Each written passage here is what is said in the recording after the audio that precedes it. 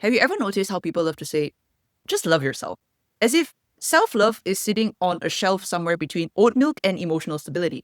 Love yourself? What does that even mean when you've spent years being hard on yourself? When your inner voice sounds less like a loving parent and more like a disappointed manager. A lot of people don't struggle with self-love because they're broken. They struggle with it because no one actually taught them what it looks like in real life. Because self-love is not just a feeling, and that changes everything. Because if you've ever thought, I want to love myself, but I genuinely do not know how, this video is for you. The biggest mindset shift that helped me is this. Self-love is not mostly a feeling. It is a way of relating to yourself. And those two things are very different. Because if you think self-love is a feeling, then every time you don't feel good about yourself, you assume you failed.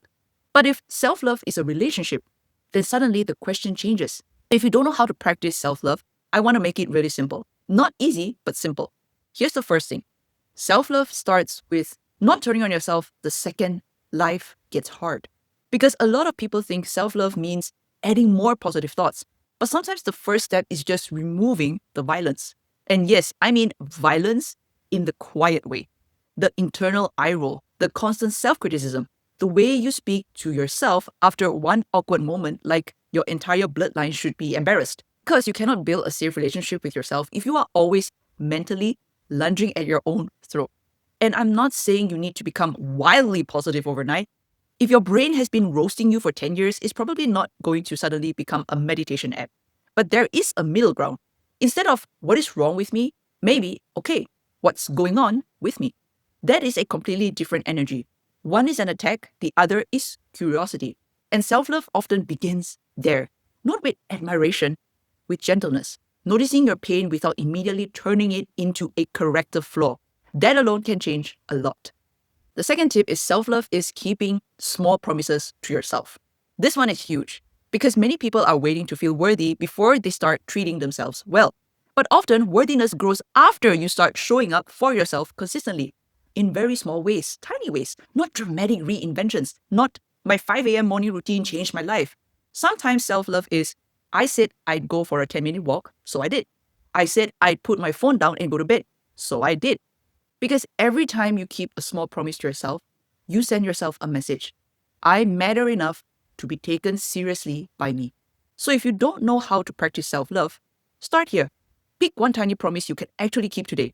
Not one that sounds impressive, one that feels honest. And that's where trust begins. The third tip, self-love is learning to tell the truth. Sometimes what keeps people far from self-love is not lack of effort, it's lack of honesty. You cannot love a self you are constantly abandoning, hiding, performing, or silencing. And I don't just mean big truths, I mean small ones too. I'm more hurt than I want to admit. I actually feel lonely. I said yes because I was scared they'd be upset. I'm not tired because I'm lazy. I'm tired because I've been carrying too much. I keep chasing people who can't love me because some part of me still thinks inconsistency is normal. That kind of honesty is powerful because self-love is not pretending everything is okay.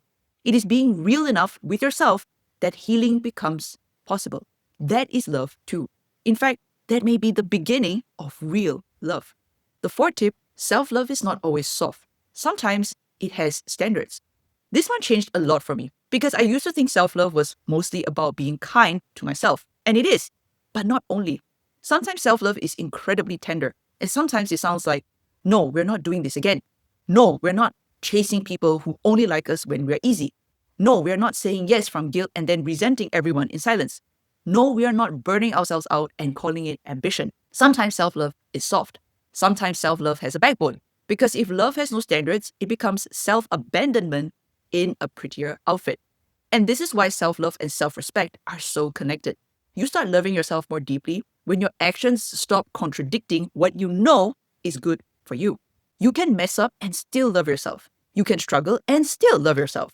But at some point, self-love asks, are you going to keep choosing what drains you? Or are you ready to protect your peace a little more? That question matters. The fifth tip, self-love gets easier when you stop making it mystical. Listen, I love a healing moment, but sometimes self-love is very ordinary. It is drinking water before your body starts negotiating with you. It is leaving the room before the argument becomes a documentary. It is eating lunch before your personality collapses. It is resting before you become deeply offended by a spoon falling on the floor. Sometimes you do not need a breakthrough. You need a snack, a boundary, and a nap. That's not laziness. That's emotional maturity. Because when your nervous system is wrecked, everything feels heavier. You interpret more harshly, you react more quickly, you feel less secure. And then you think you have a self-love problem, when sometimes you also have a depletion problem. So yes, go deep, reflect, heal, journal if you want, but also take care of your body like it belongs to someone you care about. That counts too. If you want something practical, something you can do immediately, try this. When you notice yourself feeling overwhelmed, ashamed, rejected, exhausted, or emotionally spun out, pause and ask, what would make me feel supported by me right now? Not fixed, not perfected, not transformed by sunset, supported. That question is so much kinder and so much more useful. It's something you practice in the way you speak to yourself, in the way you protect your energy, in the way you keep promises, in the way you tell the truth, in the way you come back to yourself when life gets messy.